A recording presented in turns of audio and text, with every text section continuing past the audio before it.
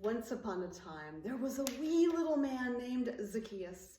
He climbed up a sycamore tree to see Jesus, who would come to Jericho, his town. How thrilling to have someone of such renown, such power so close. Of course, Zacchaeus wanted the best view. Here's the story as told by Luke chapter 19. Jesus entered Jericho and was passing through it. A man was there named Zacchaeus. He was a chief tax collector and was rich. He was trying to see who Jesus was, but on account of the crowd, he could not because he was short in stature.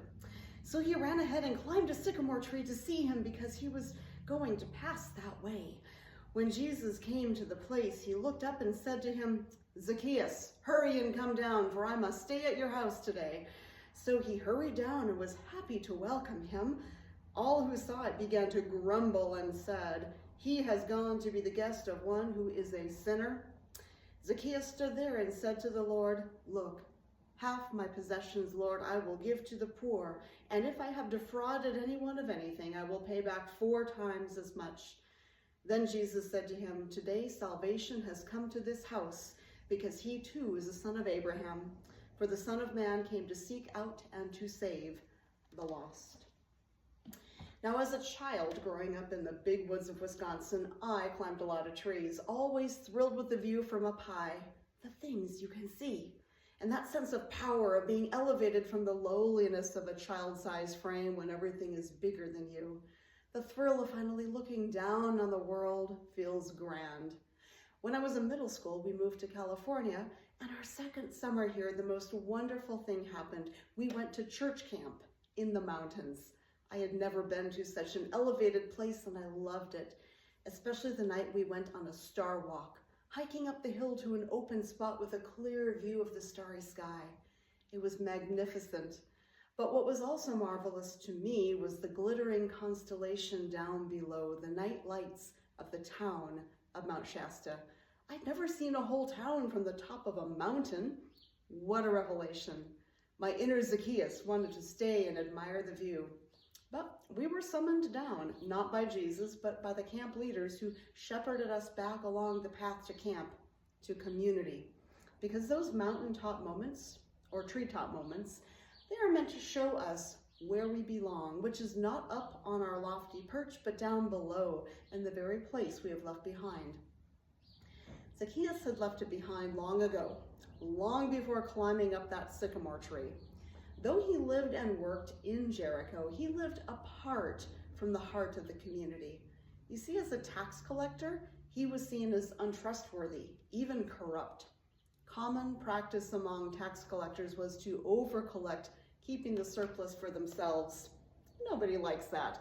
Plus, the taxes he collected were not going to improve the lives of the community, not building schools or hospitals or funding services or providing employment. No, the taxes were collected for the Roman Empire, funding soldiers to intimidate those living under Roman occupation, building roads to facilitate the exportation of the harvest to Rome, while the people who grew the food went hungry. Tax collectors like Zacchaeus were complicit in this scheme of oppression, and his wealth was not considered a sign of his cleverness. It was proof of his corruption. Zacchaeus' life was full of material comfort, but deep down he felt an emptiness. So he climbed up as high as he could to see, what did this Jesus person look like? Everyone loved him. What was so special about him? He was rumored to have been sent by God, even had some God-given powers, they said. Zacchaeus just had to see for himself. Climbing up that tree, he saw Jesus. But Jesus wasn't alone. He was surrounded by people beloved to God whom Jesus had come to serve. Zacchaeus saw their gaunt faces, their ragged clothes, the slump of shoulders worn down from heavy burdens. Jesus' people, and Zacchaeus' people too, the only community he had, the community he himself was helping to exploit, growing richer while they suffered.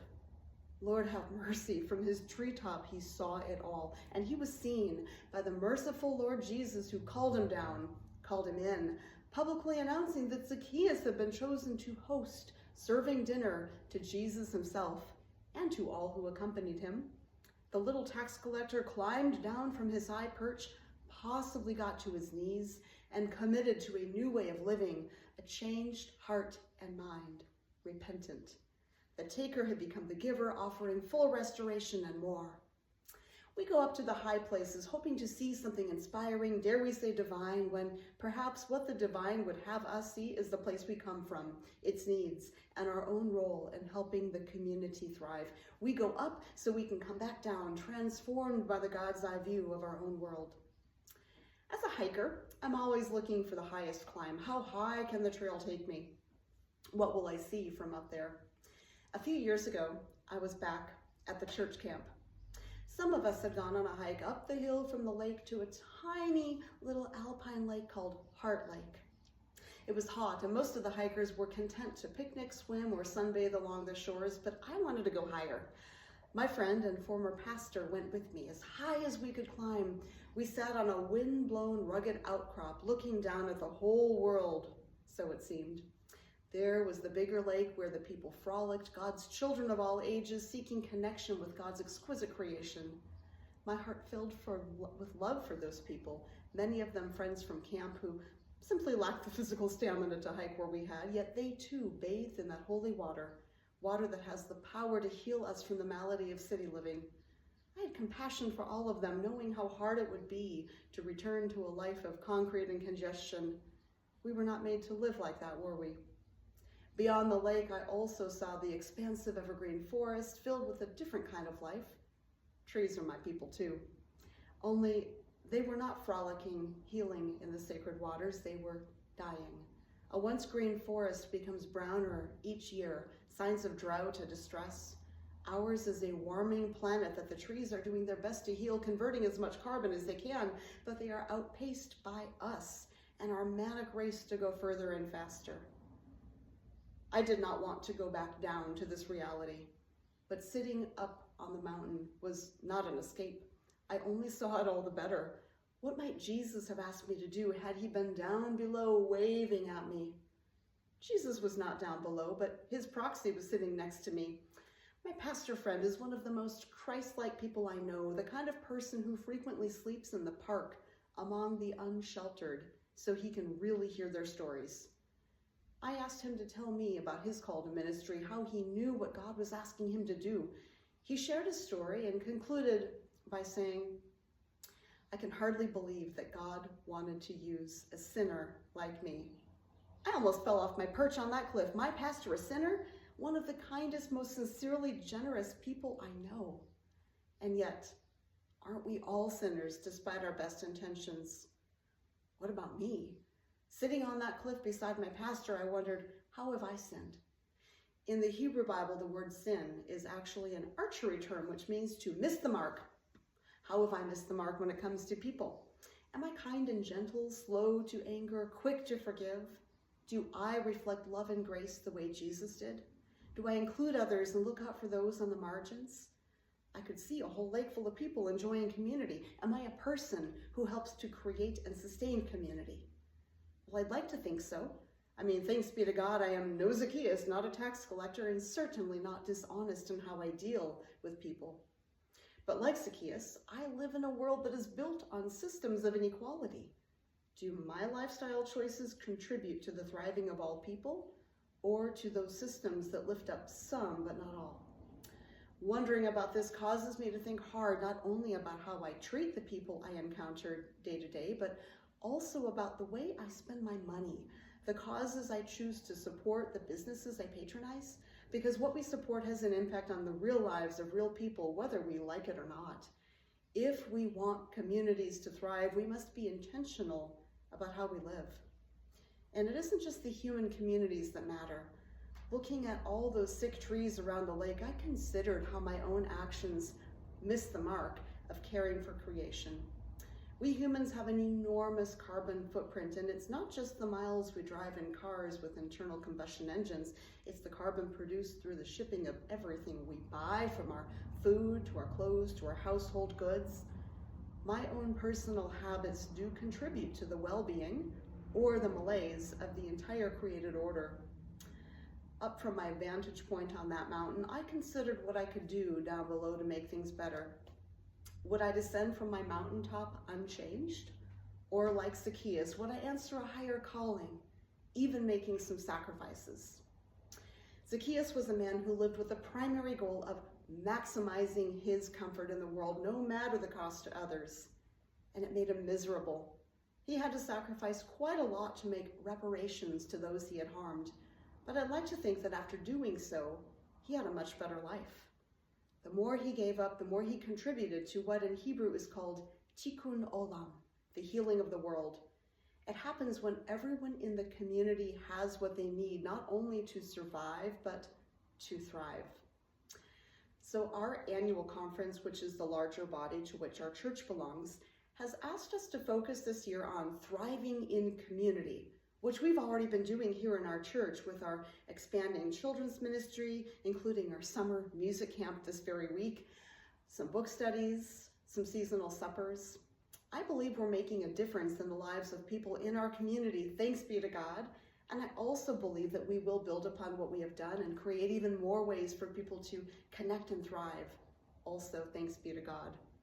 And now there is a new request from our conference that churches become more intentional about our ecological sustainability, considering how we steward the earth's resources, both in our personal lives and also in the life of our church. Things like reducing our energy use, avoiding single-use plastics, choosing low-water landscaping and native plants, installing solar panels, adopting as many practices as we can that will help our planet and its peoples thrive. This has always been our calling, has it not? For how can we love God and others without caring for God's creation that supports all life in this world so beloved to God? Friends, there is much we are already doing. Keep it up. But there's always more we can do, and I encourage each of you to reflect upon the ways that you, individually or in community, can deepen your practice of creation care. Whether we climb a sycamore tree or stay right where we are, let us ask God to show us what it is that we can do to help our planet and its peoples thrive. Let us lift up our prayers to God, letting the answers come down to us so that we may learn to live here on earth as in heaven, giving glory to the one who created it all. Let this song guide our reflections and our prayers. Touch the earth lightly, use the earth gently, nourish the life of the world in our care. Gift of great wonder, ours to surrender, trust for the children tomorrow will bear. Let there be greening, earth from the burning, water that blesses and air that is sweet, health in God's garden, hope in God's children, regeneration that peace will complete. God of all living, God of all loving, God of the seedling, the snow and the sun, teach us, deflect us, Christ reconnect us, using us gently and making us one. God bless you, dear friends.